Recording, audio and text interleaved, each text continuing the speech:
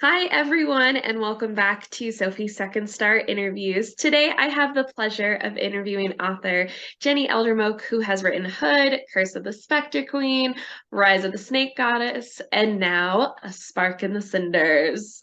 Oh, I know I should have paused to let you hold them up. Got all my props. All your props. This isn't the final cover, but Yeah, this is that's the what I old was one. gonna say. I have the advanced reader copy, but not Yeah, the final. The final is beautiful, by the way. I did see it an image is. of It's very epic, but I it. don't have my copies yet. So Soon, soon. Well, how I are you know. doing today? Are you getting excited to have the final copy in your hand? I am. You know what? I think because this happened, all of my books have launched like the first week of June, and so I'm always like in the throes of the end of school year for my kids and trying to get summer ready. So I think it always kind of catches me by surprise. That's crazy. I didn't realize that, but yeah, that's true because last year for Snake Goddess, yeah, that's Yeah. crazy. Yeah. So I think it's great for summer reading. They're very like fast-paced, lighthearted action adventure stories. They're great beach reads, but Yeah, the launches always catch me by surprise. that's so funny. I love that. Well, can you give a non-spoiler summary of A Spark in the Cinders? I can, yes. So A Spark in the Cinders is a fairy tale. I like to call it a reimagining. It's more of an extension, like what happens after Happily Ever After. And it's a Cinderella reimagining from the perspective of one of her wicked stepsisters. And it's about the redemption arc, basically, for her stepsister, who in this book is named Erilyn. Very cool. Yeah, definitely no spoilers there. I loved it. Well, so diving into classic stories like Cinderella, creating your own spin, how do you go about working with a story people know, but then crafting it into your own beautiful spin and to kind of follow that as well? How does it work with the whole Disney line of things since it is Disney Hyperion that's publishing the book? So for the reimagining, my first book, Hood, was about the daughter of Robin Hood, and that was very much in the same vein as A Spark in the Cinders, which was it was sort of a continuation of what happens after Robin Hood became Robin Hood, after he and Marian got together, and it incorporated a lot of real history of the time. And so for me, I look for what are the pieces of this story that we all know that haven't been really explored or told yet. So for me, for A Spark in the Cinders, it was really about how do you take the villain of one story and make them the protagonist of another. And so I had a lot of fun stuff I got to play with as far as, her relationship with Cinderella and particularly her relationship with her mother and all of that history. And then I got to reimagine, what if she wasn't wicked? What if she's just, this is who she was raised by, and this is all she's ever known? And can we give her a story where she gets to sort of step out of that shadow of her mother, who's this sort of climbing, scheming socialite who, at the start of the story, so it starts after the first chapter, the prologue happens after the Duke has shown up with the glass slipper and taken Cinderella away. And so for Erilyn, she's the one who was supposed to snag the prince and solve all of their financial troubles.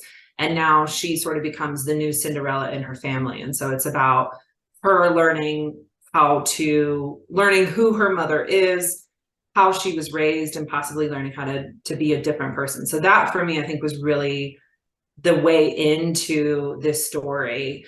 And as far as the Disney line, Disney's interesting because they have so many stories, but a lot of their stories, we think Cinderella is a Disney story, but it's not. Right.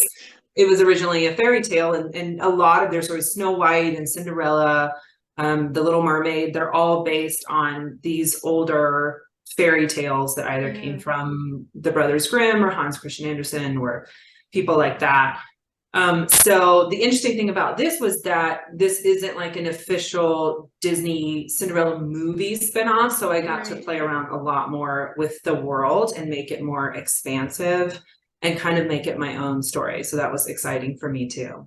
That's really cool getting to know that you got to have full control. Because yeah, like you said, this is not, yes, it picks up right after the slipper, but it's not picked up after the animated slipper. It's just in the general of the slipper storyline Yes. that we all Yeah. know. Um, and so that is cool that you got to have full control over it and that you're not having to worry to stick to certain characters, certain guidelines. Because I mean, the stepsisters' names are different as well, which is nice too. So it also kind of helps for those who maybe pick up the book only maybe knowing the animated or the Brandy or the Lily James version is they're able to pick this up, see the stepsisters' names and go, oh, okay, so it's not that, which that happens right away, which is kind of nice that it's like almost like the first thing you learn is that it's not the same stepsisters. Yeah, and I think that it's kind of I like to I hope that it's the best of both worlds. If you've seen the animated movie and that's all you know of Cinderella, this story still tracks with that, with what happened there and who those people were. But also if you're looking for something, you know, a little older, a little deeper, a little more expansive, this serves for people who just like Cinderella, the fairy tale in general. Yes, I agree. Hopefully. Hopefully, right. So as in the book, the characters are on a hunt for pieces of a dagger. And in your Samantha Knox novel, Samantha is typically trying to find a relic as well. So Right. how would Samantha's clan and the group in this book work together as a team? So I think I always, I actually had a conversation once with Jen Lynn Barnes, who did the Inheritance Games, and she's so fantastic at plot and story. And one of the things that she told me was she said, you know, every book I have, each character fits an archetype of some kind of character that I like to write.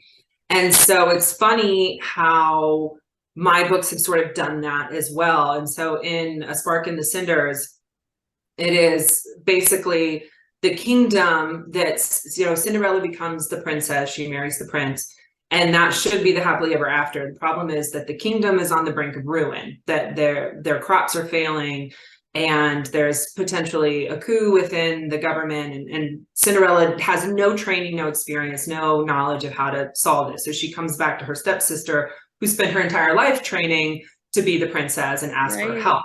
And that's how Erilyn gets involved. But you end up with these three sort of characters. You've got Cinderella, who's sort of the heart of things. She's like the beating heart of this country. She cares about people. And for me, that really tracks with Sam, that she cares about people and she cares about things, and she's got so much heart. It's not always in the right place, but she's got it in spades. And then you've got this character who's so deeply knowledgeable, but maybe not as emotionally accessible. And that's Erilyn in this book. It was Bennett in the Sam Knox books. And then you've got sort of that wild party child who is sort of served by two characters in A Spark in the Cinders. It's definitely Erilyn's godmother.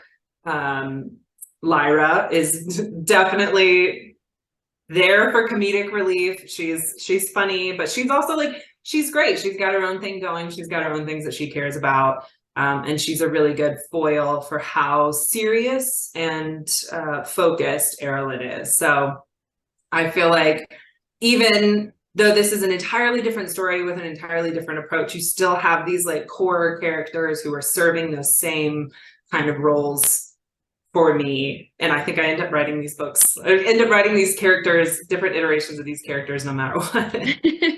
So they would work nicely together, most likely. Then they would kind I think of play off I mean, each yeah, other. I think that I think there would be a lot of mutual respect. I think that about all of my protagonists, even if they wouldn't necessarily hang out with each other because they're all sort of doing their own thing, Right. They would all have mutual respect for each other because they've all got passion and drive, and they're all curious and interested about the world. And so I think they would all have a lot of like intellectual crushes on each other. And I feel like Samantha would read Hood and Spark in the Cinders and be like, I'm going to discover the truth behind these. She would. And 100%. Yeah. She's like, wait, is this dagger real? Is this grounded in reality? Robin Hood did have a daughter. I read that. It's true. She would definitely dig into the archives. Yes, she would. Speaking of Robin Hood's daughter, and now with the characters of sort of the characters from the classic Cinderella, is there another classic you would love to get your hands on to do a retelling? It's a great question. You know, the thing about a lot of classics is that there are so many versions of them now, and really good ones. One of my favorite books I've read in a while was A Curse So Dark and Lonely, which was Bridget Kemmerer, and that was Beauty and the Beast retelling. And that was, you would figure like we've got to be out of versions of that, and that book was so good. And so I think that for me, I always gravitate towards taking things and putting them together. And so I've got some ideas that I'm working on that would take a lot of different pieces and a lot of different genres and kind of try to mash them up and make a new version of that. And that's really what I like to do. I think more so than any specific like fairy tale or, you know, thing that needs retelling. I like the idea of taking things that we all know, especially like really genre things, and then putting them together. Like, what if I put these two genres together and now suddenly they are their own story? So that always is what I end up writing, no matter what. Well, and selfishly for me, is there a third? Is there going to be a third Samantha Knox? There's no official plans. Okay. I would definitely love to go back to their world. And that what I really love about the Sam Knox books is that there are so many world mythologies that have not been, you know, we've all read Greek mythology retellings or Egyptian mythology retellings, but there's so many lost civilizations or lost cultures or smaller cultures that we haven't heard of that I know that Sam would love to explore. So I hope I get the chance to explore more of those in the future, but there's no official plans right now. Okay. I had to find out.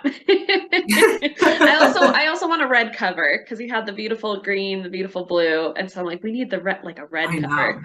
I know the cover is really, they're so like, I just pet them. I just like to like. You have such great covers. Like I know this one's the ARC, and like I said, I've seen the image of the actual. I love the art cover. I know. The art cover is beautiful. I'm like, who? I know. Disney Hyperion gives you good cover. I know. I was really blown away by the art cover. I was like, wait, can we just make this the cover? Yeah. I mean, I love the other one too. The other one like screams adventure to me. And it so does. It I'm does. excited for it. Yeah. And to wrap this up, what piece of writing advice would you give to future writers?